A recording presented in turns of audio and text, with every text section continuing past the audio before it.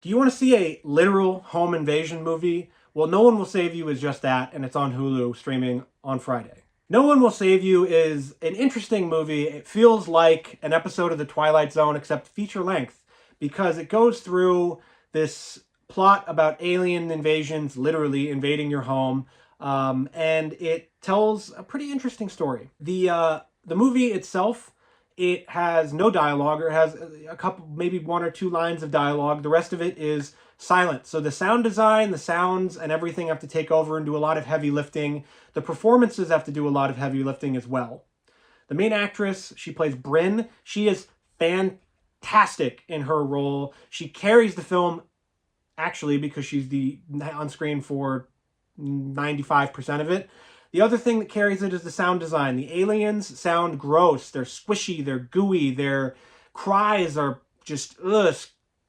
They hurt your ears a little bit. They're like grating, but it adds to the terror in No One Will Save You. Through the plot, the first section of the movie feels a little bit like a dream almost, where you're watching and you're going, oh, cool, and it's like, imagine you're dreaming, and then you reach for a doorknob and you can see in the reflection there's like a demon behind you and it switches to a nightmare.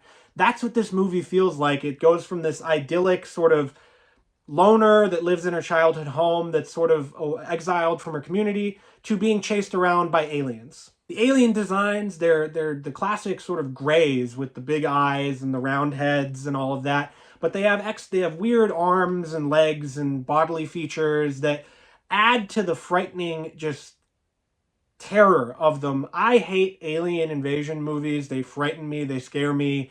Anything where society collapses and, Big Daddy is not there to save you, it really scares the crap out of me. This movie feels a lot like that. As it goes on, though, that terror turns into almost empathy. With the aliens, with the noises and the sounds they make, it made me feel for them almost. It was crazy when they're getting stabbed and smacked and boiling water is being thrown on them by Bryn. It makes you feel for them, and it feels weird as an audience member watching that. The movie isn't without its faults. The no dialogue thing might turn some people off, really makes you have to invest in the main character.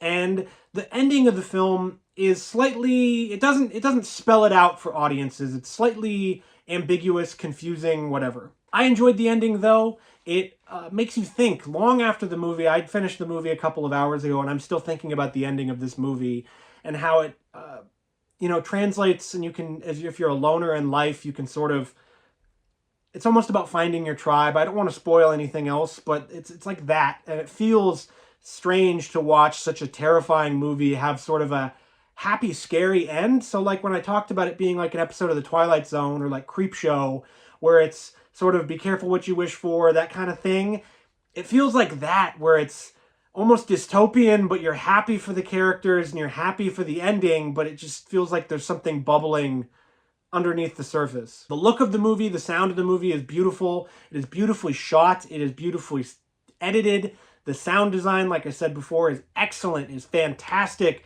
Every pot smacking into something, a car exploding, mail trucks getting flipped, the noises, the like alien noises are crazy.